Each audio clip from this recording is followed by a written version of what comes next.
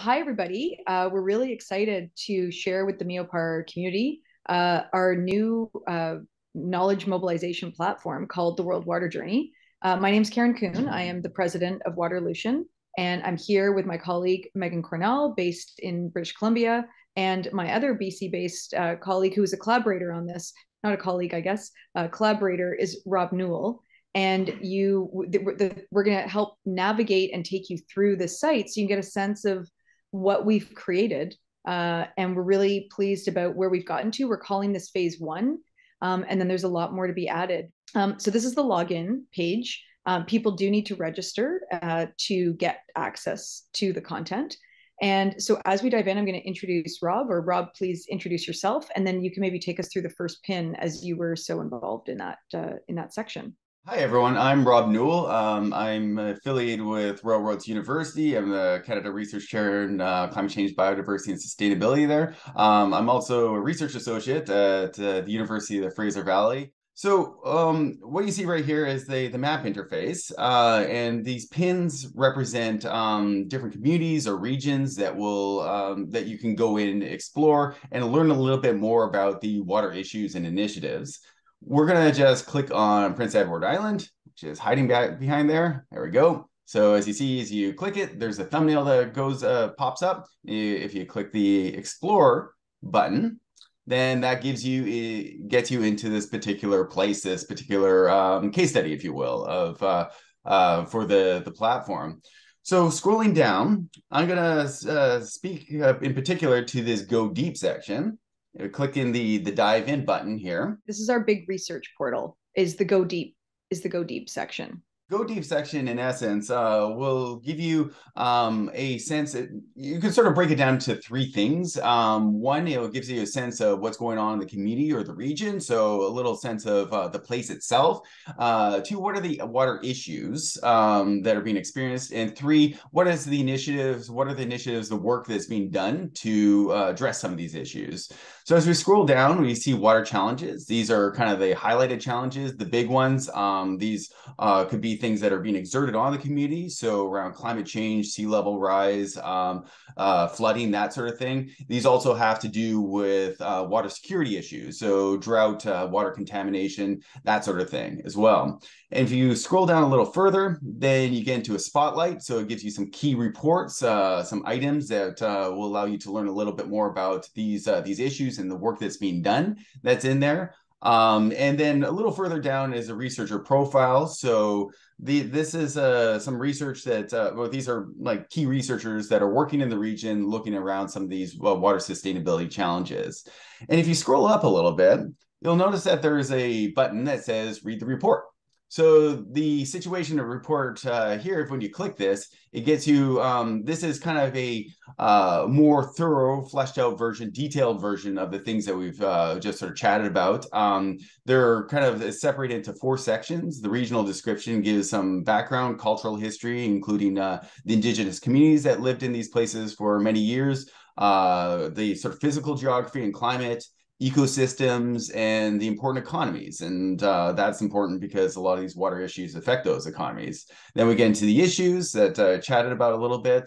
And then further down, you get into the initiatives and current efforts that are being done, government level, NGOs, research initiatives, that sort of thing. And then finally, the future outlook gives a bit of sense of the imperatives, the priorities that need to be addressed, and the plans to addressing these priorities. These are not priorities that we came up with. These are things that we've read in reports and pieces about the region. So these are priorities that have been identified.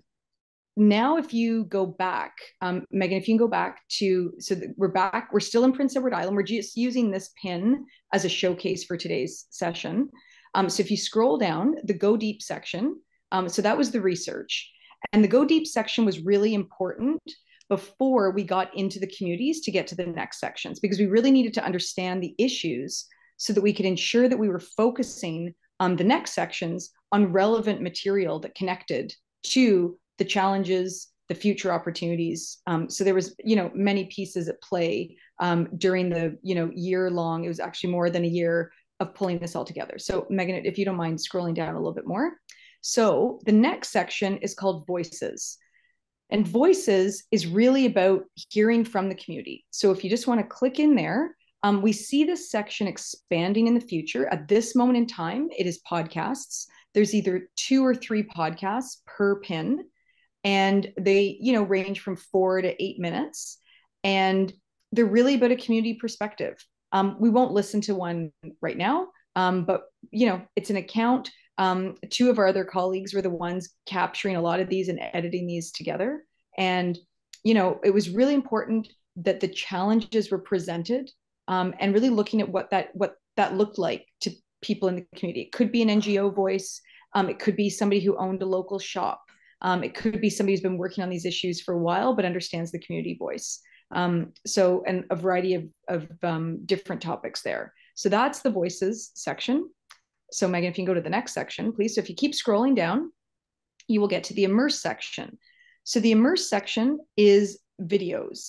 Again, each pin at this moment in time has 2 or 3 videos, and they are looking at the solutions. And so in this case, with a partnership with UPI, you saw Adam Fenech, who was the Meopar researcher, who was the featured researcher.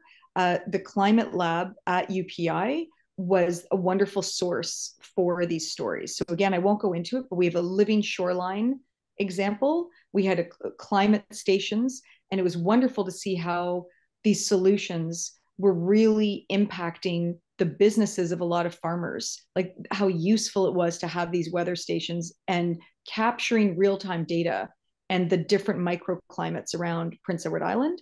And the third one was looking at potato farming, and a PhD candidate, Stephanie Arnold, and the use of drones, and how drones were playing such an incredible, useful tool in helping farmers really understand their crops better. So again, obviously every pin has different storylines, but that was the PEI one. So if you can go and scroll down a little further, Megan, we have a section called Wave Makers.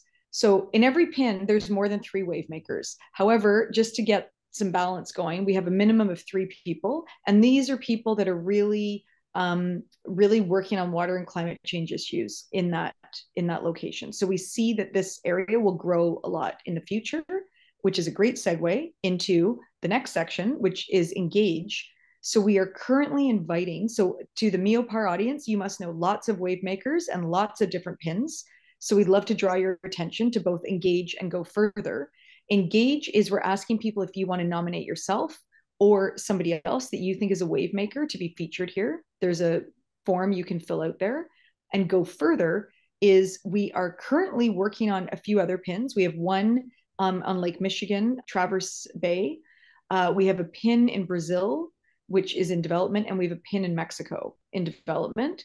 We have some other ideas for pins, but we're really looking at where else should we be getting pins on the map.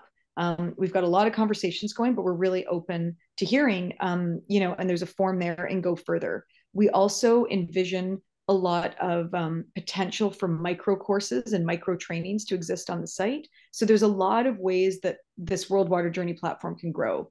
As we continue to add more content to the site, we've been embedded in the back end a function to tag each piece of content so that users will be able to sort the materials and find the things that they're looking for around different themes, challenges, solutions, and then ultimately sees connections globally between the different work that's being done across pins. Thank you to Meopar and the other partners that came on board. We've gotten it to this place, and we're really, really pleased. So we hope you want to register and explore. There is so much information on here, and we've just touched on it with one pin. Oh, I will make a note that there's 8 Canadian pins at this time and 1 in Lebanon. So that's our only global pin, but as I said, that will be changing